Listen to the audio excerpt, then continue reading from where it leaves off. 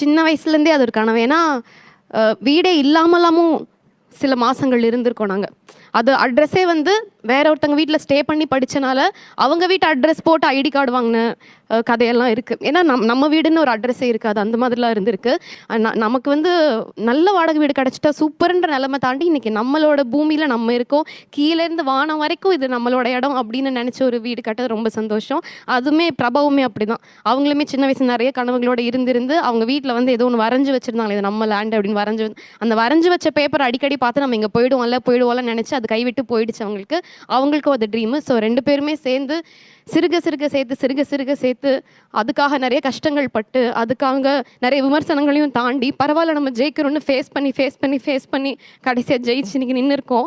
நேற்று தான் கிரகப்பிரவேசம் முடித்தோம். நேற்று நைட்டு அந்த வீட்டில் தூங்கியே ஆகணும்னு சொன்னாங்க. தூங்கிட்டு இன்னைக்கு காலையில் அப்படியே இந்த ஷோக்கு நாங்கள் காலையில் கிரகப்பிரவேசம் அன்னைக்கு இந்த வீட்டில் தூங்கணுமாங்க.